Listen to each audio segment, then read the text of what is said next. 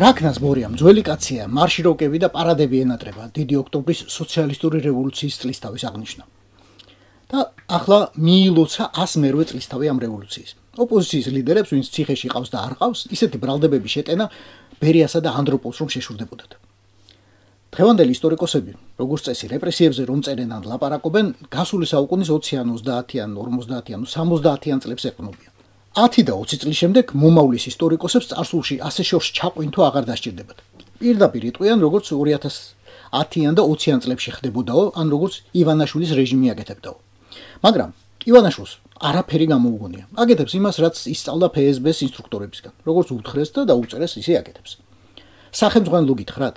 აი ეს კაცი 2014 წელს ყურადღება მის წინააღმდეგ ნაკლებად მძიმე მუხლია ამოქმედდეს და 3 წელიწად ნახევარი პირობითად მიუსაჯეს ვითომ თაღლითობისთვის.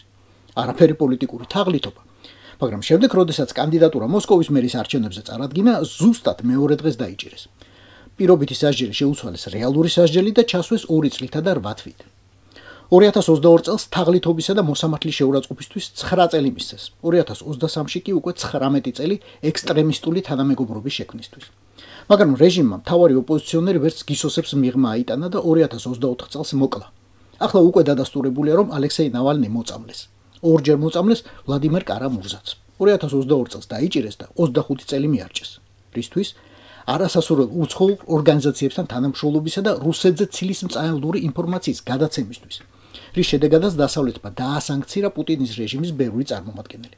სხვათა შორის მოსამართლე, რომელმაც განაჩენს ხელი მოაწერა, სწორედ კარამურზას აქტიურობის შედეგად გახდა მაგნიცკის სიის წევრი. ამიტომ მაქსიმალური მიუსაჯა. და რამე ხო არ გეცნობათ ახლა? გარდა აღნიშნულისა, ელენე ხოშტარია, ზურაბ გირჩი ჯაფარიძე და გიორგი ვაშაძე ინფორმაციას და დოკუმენტურ მასალას, მათ შორის საჯარო სამსახურში დასაქმებულ პირთა სიებს პერიოდულად სანქციების დასაწესებლად აწვდიდნენ უცხო სახელმწიფოების წარმომადგენლებს. შედეგად სხვადასხვა ქვეყნების მხრიდან სანქციები დაუწესდა მთლიანობაში საქართველოს 300-მდე მოქალაქეს, მათ შორის პოლიტიკური თანამდებობის პირებს, საჯარო მოხელეებს და ცალკეულ ბიზნესმენებს. კარამურზა ციხიდან შარშან ამერიკის პრეზიდენტის ზარმა გამოიყვანა მხოლოდ. დარწმუნებული ვიყავი, რომ იქ მოვკვდებოდიო. დღემდე ამბობს ამას.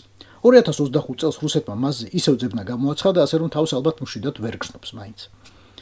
რუსეთში ბორიას სახელმძღვანელოს რეალური ისტორიები ასობითაა და ასობითაა ბელარუსშიც. ამიტომ ივანაშვილი იქნება გვარაკიძე, მდინარაძე, გელაძე ერთადერთი შრომა აქვთ.